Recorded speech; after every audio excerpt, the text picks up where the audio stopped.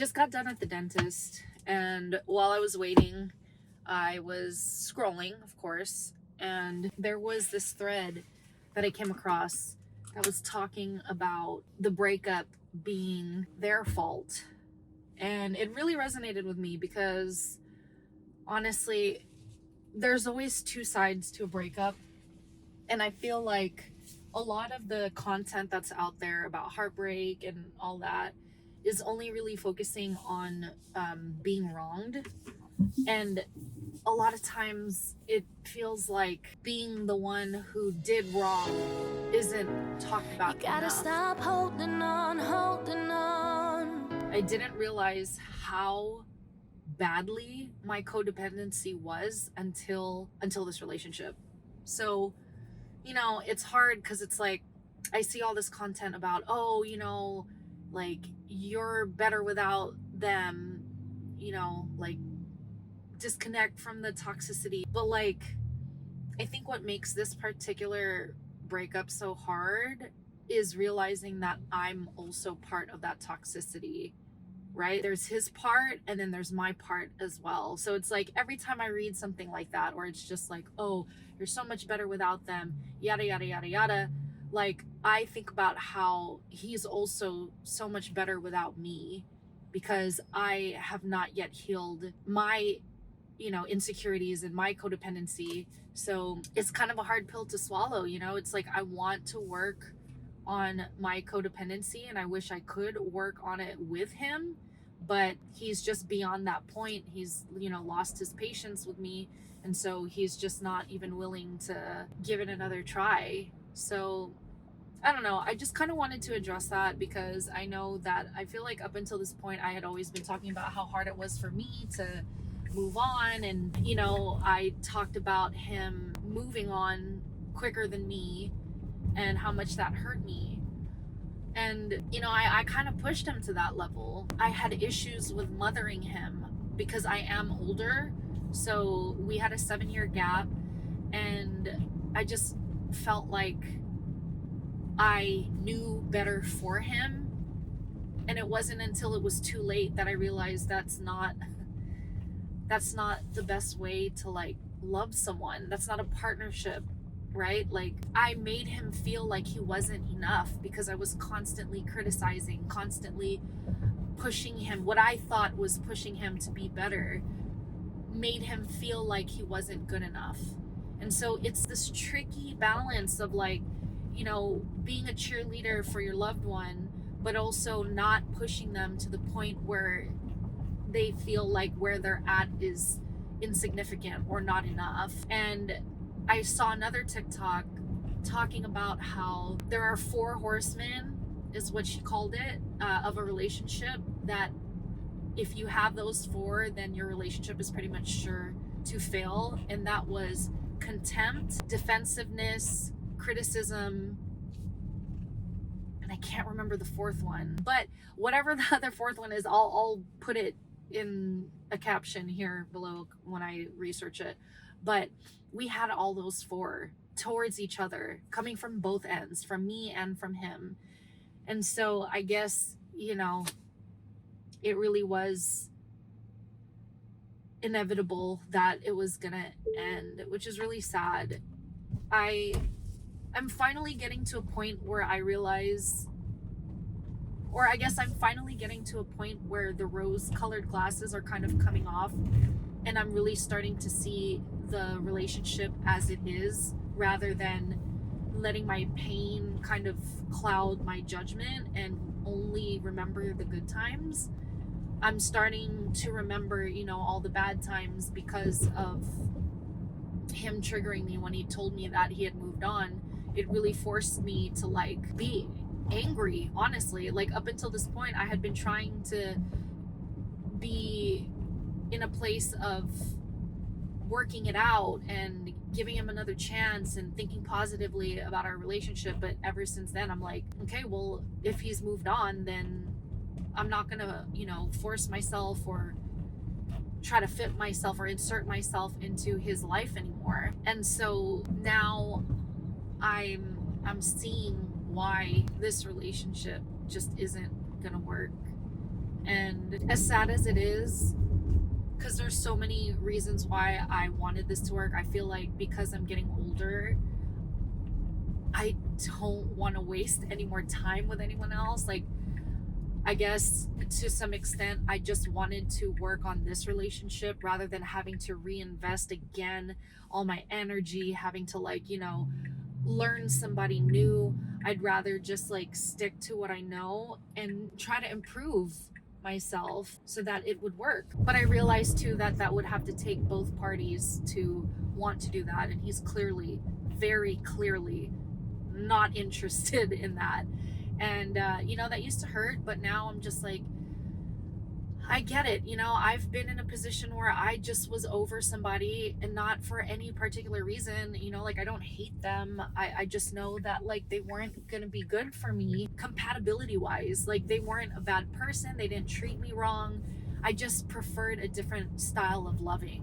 And I'm realizing now that that's what my ex wants. He wants a different lifestyle, or maybe he doesn't even know what he wants, but whatever it is, it's not me. He does not want me.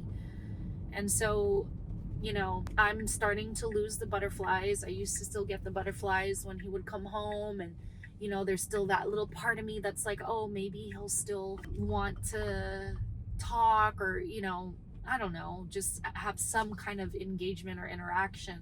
But now, if we don't talk, it doesn't really bother me anymore. I don't get the same butterflies. If he's home, he's home. If he's not, it doesn't really bother me anymore. Whereas before, like when he didn't used to come home, oh my God, I would get like that pit feeling in my stomach, like, what is he doing? But now, when he doesn't come home, I just sleep. Like, I used to not be able to sleep, but now it doesn't affect me as much anymore. Which, they say that on average it takes about 3 months for you to kind of get over a breakup, and I'm right at that mark. It's been a little over 3 months now, and it's crazy because, like, really, once that 3 months hit, it's like that's when I really started to feel a lot better. It's honestly kind of night and day. And it's getting to the point where, like, I'm already kind of forgetting what he looks like. Like, I was at the dentist today and I was like thinking, like, what does his smile even look like? Like, I'm beginning to forget, which is crazy. It's like my mind is starting to erase him from my memory. And I still miss him. I still think about him.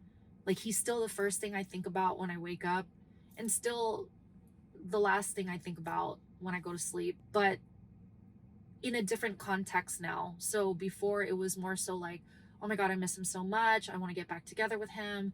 But now when I think about him, it's like, oh, like, okay, this is really happening. Like, we're really splitting up, and I think I'm okay with it, Like, I'm thinking about him is more checking on myself, like seeing where I'm standing in this whole scheme of things, which just started happening recently. So that's kind of my progress. I know this was kind of all over the place, but I wanted to kind of just share those thoughts before I forget. I'm feeling a lot hopeful, and being present in the moment is helping me so much because it forces me to not think about the past, not think about the reasons why I wanted to stay with him. I'm not thinking about the future. I'm not trying to, plan on who I'm going to date next, or thinking about, like, oh my God, I'm getting older. Like, I'm not thinking about any of that. I'm only focused on the here and now. How am I feeling right this second? What am I doing for myself to enjoy this moment and to grow from what I've dealt with? And that's it. Like, I'm zoning in on that, and it's been helping quite a bit. I have been feeling a little bit better at work. I finally opened up to my colleagues about what's been going on in my personal life because it had been affecting my work. I didn't want to disclose that information as it was happening. And I mean, technically, it's still happening right now, but I at least feel better in a sense that, like, I feel good enough to know that there is some room for improvement for my work because it had slipped so much from being in this situation, that I'm ready to like do what it takes to get back on track. To be honest, I don't know if it's too late for that, because I mean, just imagine slipping from work for the past 3 months. It can really do some damage. And so that is a whole nother story in it of itself. But again, I don't know how anyone else has gone through a breakup and still can focus on work, especially if, you know, you still wanted the relationship. I think it's a little different when you're doing the breaking up. You could probably just like move on and have to sneeze. Excuse me. But like when you're the one who's on the receiving end of the breakup and having to like work, oh man, that's like a whole nother experience. But we're making it through. Honestly, I'm not trying to worry about it too much. You know, if this job isn't a fit for me and they are not understanding to the human aspect of like me going through some things, then, you know, so be it. It's kind of crazy because work is like a romantic relationship, you know, like I started to kind of feel the energy shift a little bit when I was going through my breakup, but also I could just be in my head because I'm so not confident in myself right now. But I'm learning to not, again, force myself in places where I'm not wanted. And so I told my piece, I shared, you know, what I'm going through. Whatever happens at this point, I just have to trust that it is the best decision for me. Working breakups, man, and being on the receiving end and being the one who's fucking up, it's not an easy place to be. So I don't know who this resonates with, but we're not perfect.